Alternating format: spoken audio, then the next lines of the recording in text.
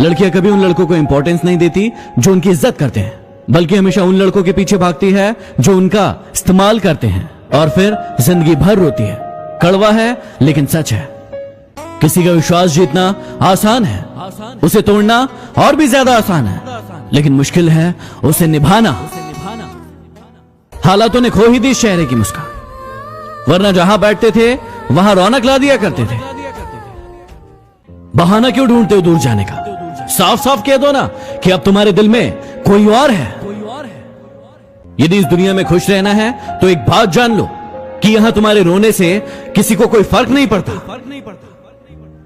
एक बात कहूं, कुछ बात है तुम में, क्योंकि जो इंसान अपनी जिंदगी में कभी नहीं रोया उस इंसान को रुलाया तुमने।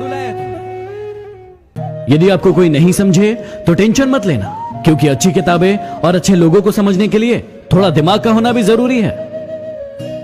जरूरी नहीं कि सारा ज्ञान किताबों से ही मिले, कुछ ज्ञान मतलबी लोगों से भी मिलता है। जरा लेकर तो देखिए। बात करने के लिए वक्त और शब्द नहीं, बल्कि मन होना चाहिए। यदि मन ना हो तो कितना भी वक्त हो कोई फर्क नहीं पड़ता। दम तोड़ देती है माँ बाप की ममता, जब बच्चे कहते हैं कि तुमने हमारे लिए किया ही क्या है।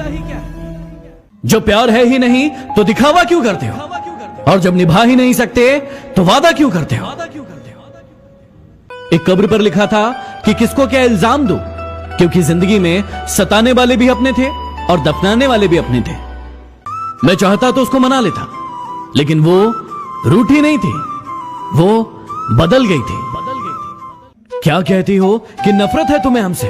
अरे क्या कहती हो कि नफरत है तुम्हें हमसे? ये तो बताओ कि इश्क था ही कब तुम्हें हमसे।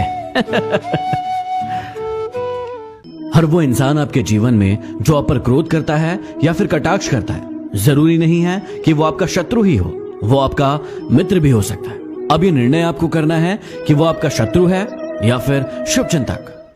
कितना बुरा लगता है ना उस वक्त जब आप किसी रिश्ते को सालों तक पेड़ की तरह पानी देकर बड़ा बनाते हैं और एक दिन वो आपको धोखा देकर चला जाता है।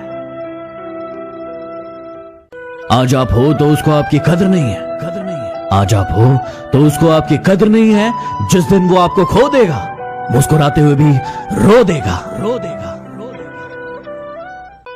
बहुत तकलीफ होती है ना जब वो तुम्हें छोड़कर किसी और से बातें करते हैं, लेकिन यही प्रकृति का नियम है। जहां ज्यादा समय दोगे वहां तुम्हारी वैल्यू कम हो जाएगी। बचपन में मंदिरों में भीड़ होने के कारण जब हमें भगवान के दर्शन नहीं हो पाते थे ना, तो हमारे पिता हमें कंधे पर बिठाकर हमें भगवान के दर्शन करवाते थे। लेकिन तब हमें यह नहीं पता था कि जिन्होंने हमें कंधे पर बिठाया वही हमारे भगवान हैं।